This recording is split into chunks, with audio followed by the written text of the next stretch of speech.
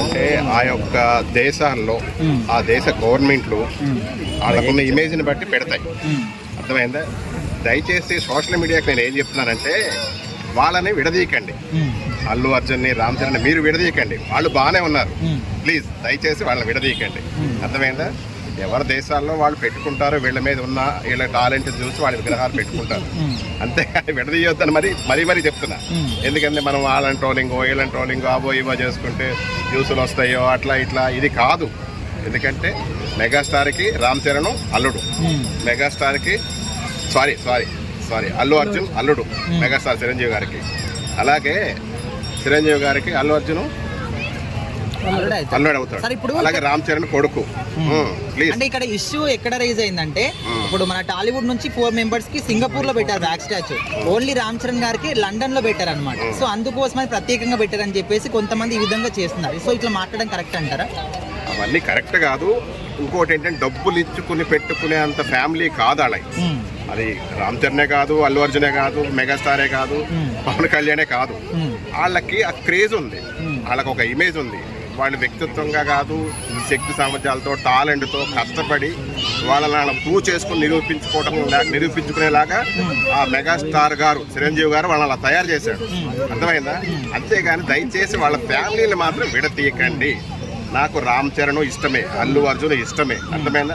మామూలు ఇష్టం కాదు, మీ అందరికన్నా చాలా ఎక్కువ ఇష్టం. అంటే వాళ్ళు బాగానే ఉంటారు, ఓన్లీ ఫ్యాన్స్ 100% వాళ్ళు బాగుంటారు. ఏదో రాజకీయం కాడ మధ్యలో ఏదో వైఎస్ఆర్సీపీకి ఏదో సపోర్ట్ చేశాడనో లేకపోతే ఇట్లా అట్లా ఏం అనుకోదు. అది జస్ట్ ఏదో వాళ్ళ ఫ్రెండ్షిప్ గా వెళ్ళాడు వచ్చాడు, అది అయిపోయింది అక్కడితో. దయచేసి ఎవరు కూడా విడదీయొద్దు. వాళ్ళని కలిపే చూసుకోండి, వాళ్ళ గురించి మంచి చెప్పే చూసుకోండి, ఒక మంచి మెసేజ్ని మీ ద్వారా పంపించండి. అర్థమైంది? అదే నేను ప్రత్యేకించి కోరుకుంటాను. లేదండి, అది కరెక్ట్ కాదు. ఎందుకంటే అభిమానులు అనేవాళ్ళు అల్లు అర్జున్ అభిమానులైనా రామ్ చరణ్ అభిమానులైనా వాళ్ళందరూ మెగా ఫ్యామిలీ కాబట్టి వాళ్ళు డబ్బులు ఇచ్చి పెట్టించుకున్నారు, లేకపోతే ఈ ప్రెస్టేజ్ కోసం పెట్టించుకున్నారు. అల్లు అర్జున్ పెట్టారు కాబట్టి రామ్ చరణ్ పెట్టారు, ఇది అనంతా కరెక్ట్ కాదండి.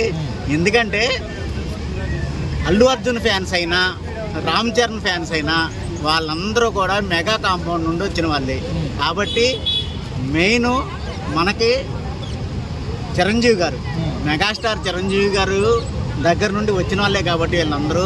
అల్లు అరవింద్ గారు వాళ్ళ ఫ్యామిలీ వేరు, మెగాస్టార్ చిరంజీవి గారి ఫ్యామిలీ వేరు, తర్వాత వాళ్ళ మేనల్లుళ్ళు సాయిధరం తేజ్ కానీ వైష్ణవ్ తేజ్ కానీ వాళ్ళు వేరు. ఇలాంటివి ఏం లేదండి, మొత్తం అందరూ కూడా మెగా ఫ్యామిలీనే.